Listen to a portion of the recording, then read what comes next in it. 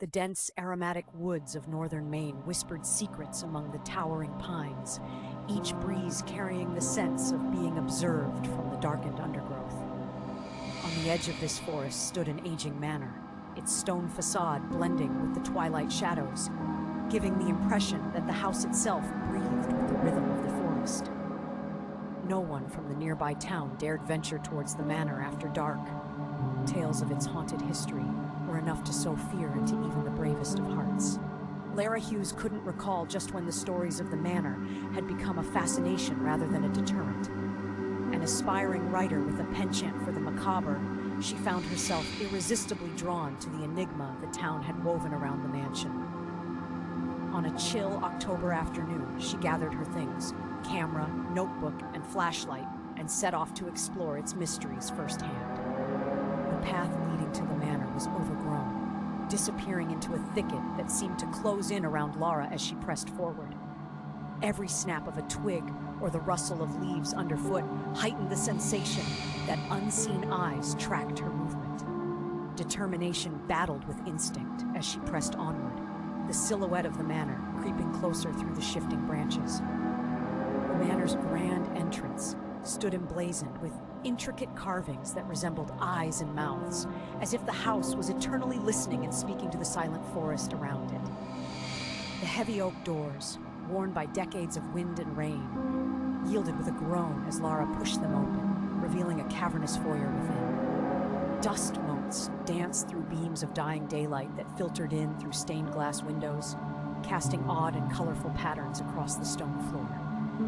A grand staircase spiraled upwards, its balustrade resembling twisted branches, and Lara was entranced by the bizarre beauty of the manor's dilapidated elegance.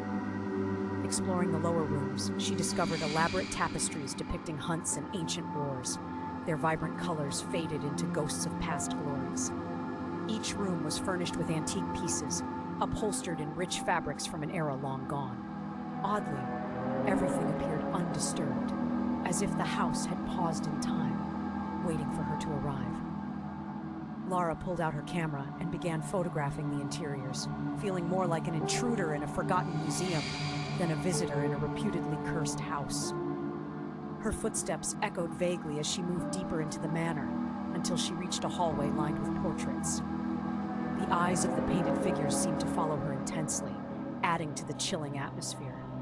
Without warning, a sudden gust of wind slammed a door shut behind her, making her heart leap.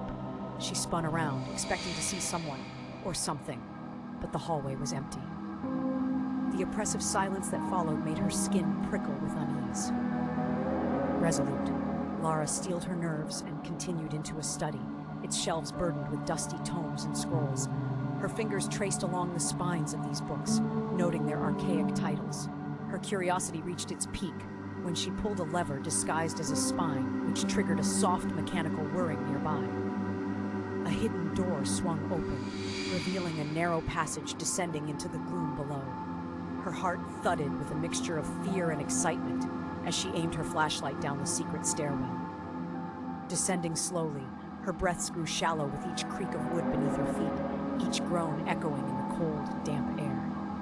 At the bottom, she entered a crypt-like chamber, its walls curved slightly inward, lined with shelves full of jars containing something. Her flashlight flickered over preserved specimens, some so grotesque that she couldn't identify their origin, or even if they were human. Suddenly a noise, a series of soft whispers drifted around her, though she couldn't determine the source. Her skin crawled as the whispers grew louder, merging into a single, incoherent chant. Lara pressed her hands against her ears in a futile attempt to block out the sound, her mind spinning with terror. Stumbling back, she sought the staircase only to find the way back had somehow shifted, the entrance nowhere to be found. The walls themselves seemed to warp and undulate, reshaping the space around her. Panic set in, each breath ragged as she frantically searched for an exit, any escape from this claustrophobic madness. And then, silence fell abruptly, disorienting after the deafening discord. In the stark void of sound, a new figure emerged from the shadows. A man, or what once had been a man. His face was a grotesque mask of sorrow, eyes milky and vacant, yet filled with an intensity that penetrated deep into Lara's soul. He approached slowly, his form flickering like an image on old celluloid film. With a voice like dry leaves rustling, he spoke a prophecy in a language lost to time. Though the words were incomprehensible, she understood the meaning instinctively. The manor was alive, feeding off the stories and fears of those who dared enter.